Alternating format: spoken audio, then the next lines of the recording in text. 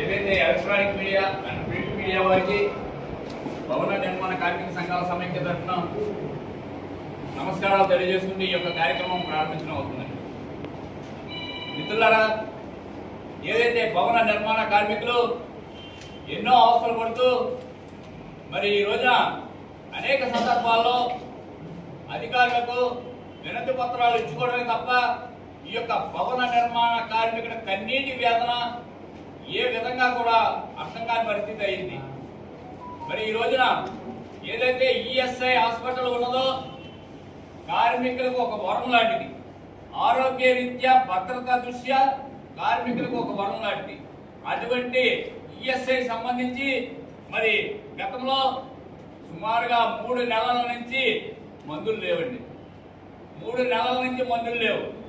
నేను 7వ తారీఖు 10వ నెల 2025న సూపరింటెండెంట్ గారికి, ఈఎస్ఐ సూపరింటెండెంట్ గారికి, అయ్యా మందులు లేవు, కార్మికులు అందరూ గగ్గోలు పడుతున్నారు, ఆవేదన చెందుతున్నారు అని ఒక లెటర్ ఇవ్వడం జరిగిందండి. కనీసం ఈ రోజు వరకు కూడా ఒక షుగర్ మార్కర్ లేవు, ఒక బీపీ మార్కర్ లేవు, మరొకటి లేవు. ఇది ఎంత దారుణం అంటే ఒక కార్మికుడు మరి ఈఎస్ఐ హాస్పిటల్ సంబంధించి డబ్బులు కడుతున్నాడు, కనీసం ఆ కార్మికుడికి ఏ విధంగా కూడా మందుల విషయంలో న్యాయం చేయలేని పరిస్థితి అయింది. అయ్యా కార్మిక శాఖ మంత్రి వర్యులు వాసంశెట్టి సుభాష్ గారు, మేము ఈ సందర్భంగా మనం చేస్తున్నాం. గత 6 నెలల కిందట మరి ఈఎస్ఐ హాస్పిటల్లో తనిఖీలు చేసిన వారు, చాలా సంతోషం.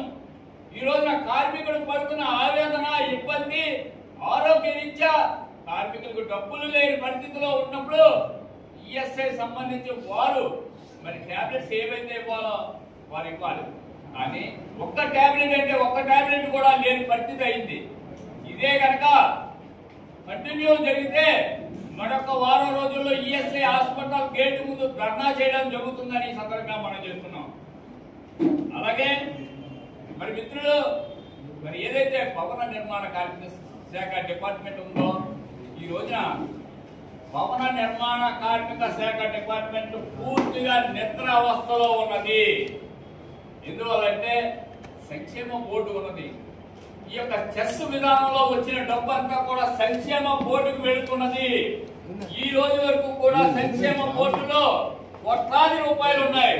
ఒక్క రూపాయి కూడా ఈ రోజుకి వచ్చి కూడా దీన్ని ఎసులుబాటు చేయకపోవడం చాలా అత్యంత దారుణాన్ని ఈ సందర్భంగా మనం చేస్తున్నాం.